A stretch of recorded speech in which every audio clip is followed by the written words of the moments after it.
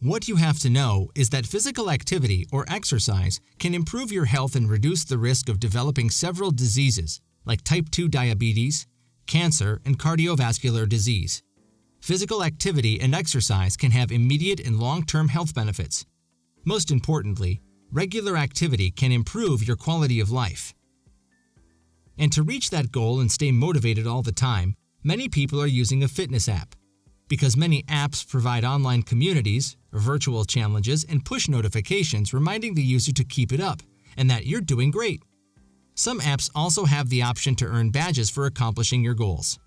And one of the most popular apps is Strava. Strava is an app that uses a mobile phone's GPS to track a subscriber's exercise activity. It uses the collected data, as well as that from fitness devices such as Fitbit and Jawbone, to enable people to check their performances and compare them with others. And the app has more than 45 million users around the world. In November 2017, Strava introduced a new feature called Heat Map. The global heat map shows, in aggregate form, every public activity uploaded to the app over its history. In most cases, public data can be useful. It can help find new trails to run, find routes in new places, or even identify other runners to exercise with or compete against. With over 1 billion activities logged in the heat map, it provides an interesting look at how many people in the world exercise. Strava demonstrated that the new heat map was detailed enough to see kiteboarding in Mexico, to track the route of the Camino de Santiago across northern Spain, and to see the sea route of the Ironman triathlon in Kona, Hawaii. While many major cities and regions are brightly colored due to the huge amounts of activity, military locations stand out as hubs of activity in quieter areas, such as Syria, Afghanistan, or Somalia. That's based on the fact that the app is more popular in the West than places like the Middle East or Africa. So it can show activities such as active military personnel serving overseas. And that's exactly what happened. Nathan Reuser, a member of the Institute for United Conflict Analysts, pointed out on Twitter that it's easy to look at the map and cross-reference it with the locations of known military installations, or pick out potential installations and combat zones based on the data from users using the app. He posted several screenshots that he theorized were regular jogging routes, patrols, and locations of forward operating bases in Afghanistan. What you have to know is that where Google Maps shows just the location of buildings and roads, Strava's map does provide some additional information.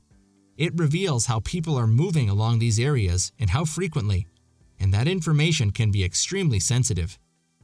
You have, for example, a U.S. base at Tamf in Syria, near the Iraqi border, is an illuminated oblong, while forward bases in Helmand, Afghanistan, are also lit up.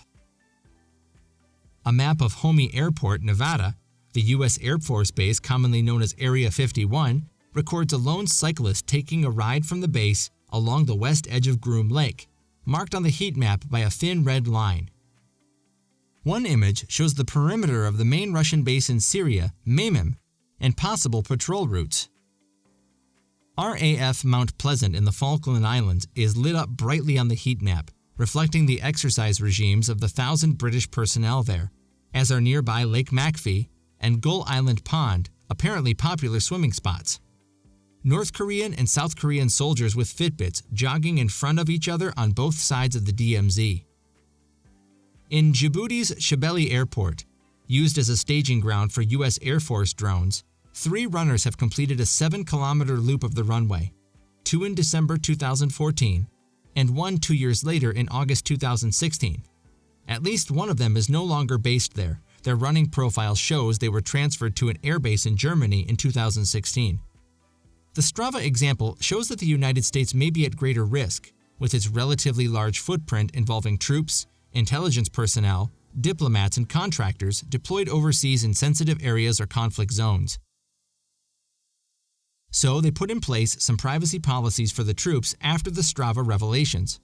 Some of the security tightening may involve certain no-go areas or leave-at-home policies for personal smartphones and wearables, similar to what already exists in sensitive offices of the Pentagon and other installations. And certain military or intelligence facilities may also need upgrades to their security in response to all these revelations. Strava said that the global heat map represents an aggregated and anonymized view of over 1 billion activities uploaded to their platform. It excludes activities that have been marked as private in user-defined privacy zones, and they are committed to help people better understand their settings to give them control over what they share. Because Strava has 3 levels of privacy in its app, users can treat it like Twitter and publicly share their activity data for anyone to see. They can choose to let only certain people see their activity, or they can make their activity completely private. The default option is to share personal activity data publicly. The controversy around Strava demonstrates a common issue with the relationship between tech companies and their users. People casually using an app often don't understand what companies do with their data or how to properly protect it. Tech firms revealing user data without anticipating the consequences is not uncommon. Companies assume it may be interesting to reveal user statistics, but receive backlash when people feel uncomfortable with the information exposed. I hope you found this video interesting. If you are new to the channel, consider to subscribe and then hit the notification bell icon. Thanks for watching.